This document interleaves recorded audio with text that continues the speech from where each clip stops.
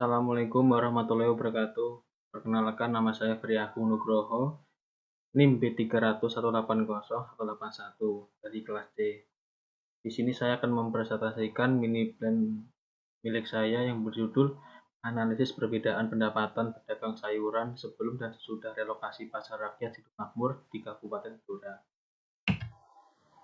Pendahuluan. Perkembangan perekonomian Indonesia pada saat ini bisa diukur oleh maraknya pembangunan pusat perdagangan.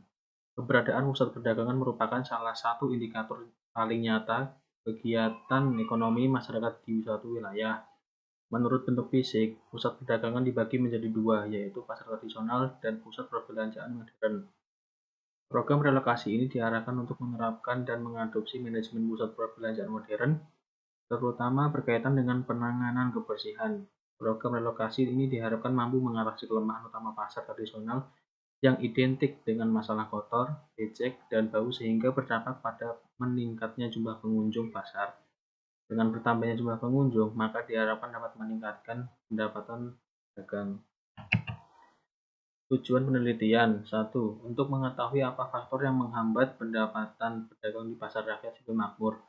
Kedua, untuk mengetahui bagaimana lokasi tempat berjualan pedagang setelah relokasi. Ketiga, untuk mengetahui seperti apa pedagang melayani konsumen sehingga mempengaruhi penghasilan penjualannya.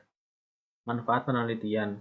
1. Bagi penulis, sebagai bahan untuk mengaplikasikan teori yang telah diperoleh selama studi perguruan tinggi dengan kasus-kasus di dunia nyata. 2. Bagi akademik, diharapkan akan menambah kepustakaan di bidang ilmu pengetahuan dan dapat menjadi rujukan penelitian berikutnya. Yang ketiga, bagi pemerintah daerah, penelitian ini diharapkan memberikan informasi dan masukan dalam rangka pembangunan pasar tradisional serta sebagai bahan pertimbangan tradisional di Kota Blora. Metode penelitian. 1. Jenis dan sumber data. Data primer merupakan data sumber yang diperoleh secara langsung dari sumber aslinya yang berupa wawancara, jajak pendapat dari individu atau kelompok atau orang maupun hasil observasi dari suatu objek, kejadian atau hasil pengujian. Dengan kata lain, penelitian membutuhkan pengumpulan data dengan cara menjawab pertanyaan riset atau metode survei atau penelitian benda, metode observasi. Kelebihan dari data primer adalah data lebih mencerminkan kebenaran berdasarkan dengan apa yang dilihat dan didengar langsung oleh peneliti sehingga unsur-unsur kebohongan dari sumber yang fenomenal dapat dihindari. 2. Teknik analisis data.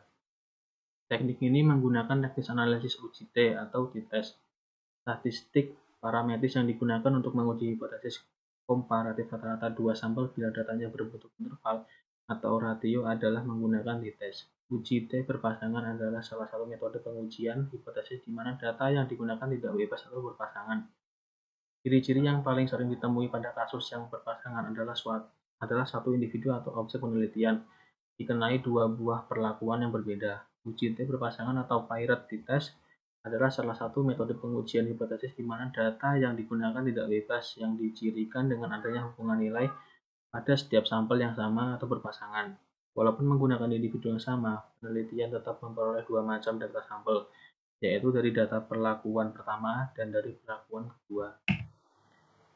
Mungkin itu saja yang bisa saya presentasikan dari mini saya. Bila mana saya ada salah kata, mohon dimaafkan. Topik budaya. Wassalamualaikum warahmatullahi wabarakatuh.